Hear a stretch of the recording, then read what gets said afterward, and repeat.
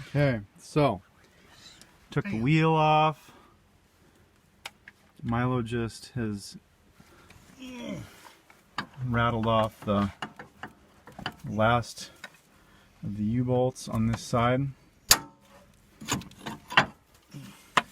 And that, folks, is why we're using new U-bolts. Look at that. Sometimes you can get away with reusing them. And this time, no.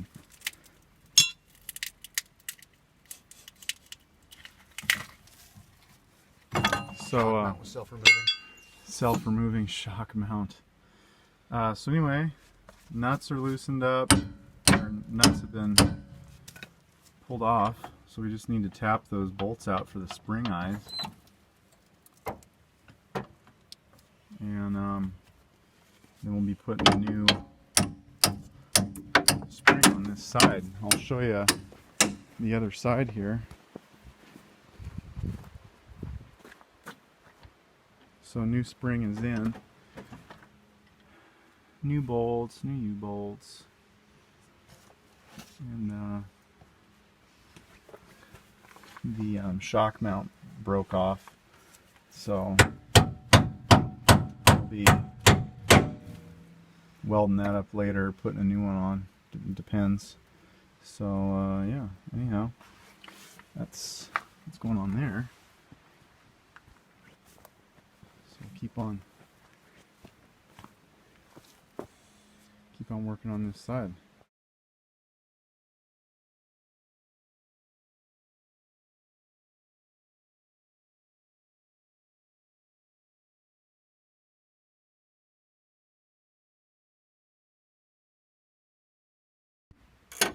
Milo's doing the track bar bracket.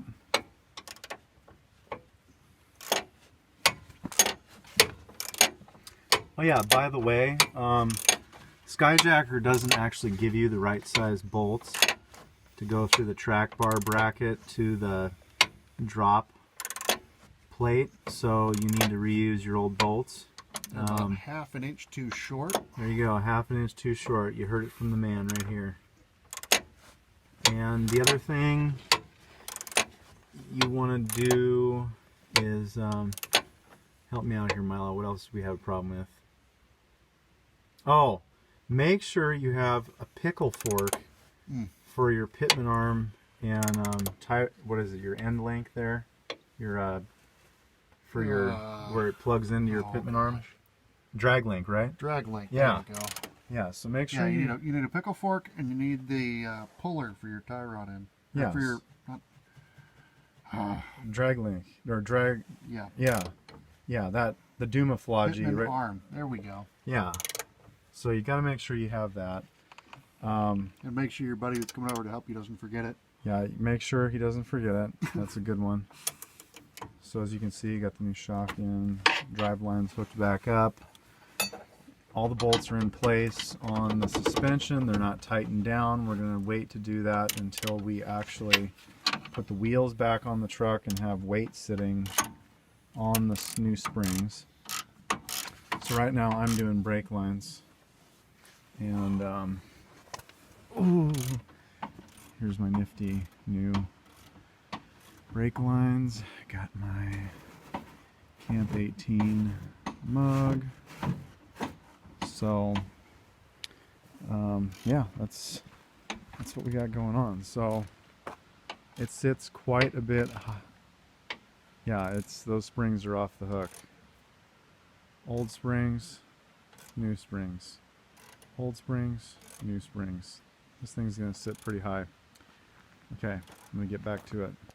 Okay, so as we're doing the brake lines here, you will notice that there's this circlip is on the outside, and you've got this clip on the back side here.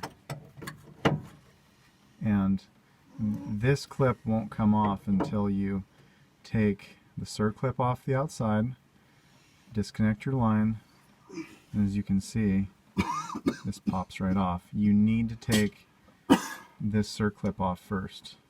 Okay, just an FYI. If you don't do that, you are going to have problems. Here's what it looks like. And voila.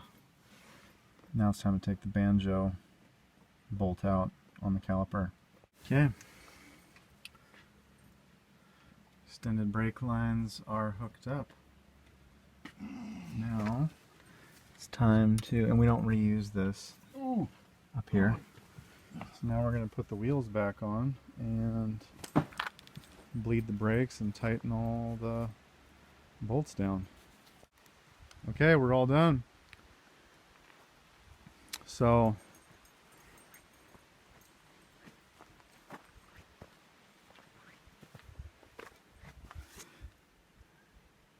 yeah, got us a little matching red zip tie for our extended brake lines. Ooh. And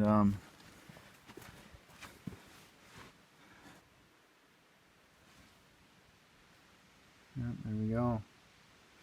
Quite a bit different.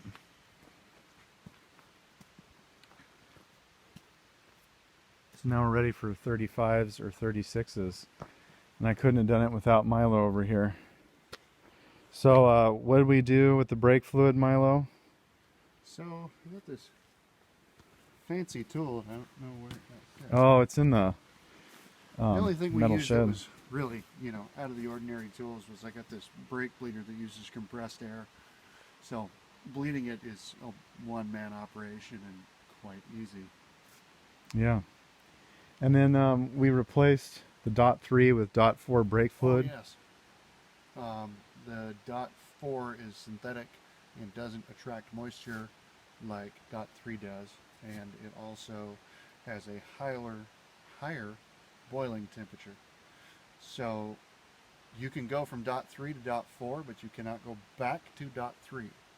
So all you got to do is make sure that all the .3 is out of the system.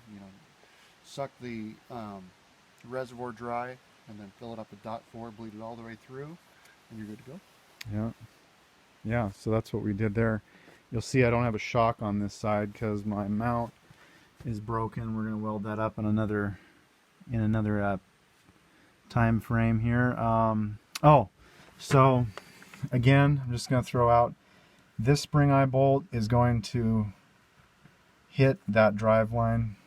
Got to take that out real easy, not a big deal.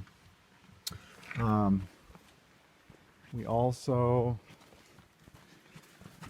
figured out that this spring eye bolt is going to hit up against your exhaust. That was a real pain, and that was time consuming to take that out. It's a good and it's bad, because if your bolt walks out because the nut came loose, it's not going to fall completely out.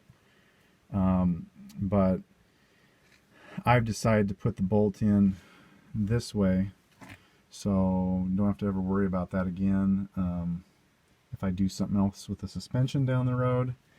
Also, the Skyjacker, it's I think it's TB35 or T35 is the part number for the tracking bar drop bracket, and the bolts that Skyjacker gives you for the tracking bar arm or bracket itself, where it bolts up to the drop bracket, those bolts are too short from Skyjacker, so you got to reuse your old ones. Just an FYI.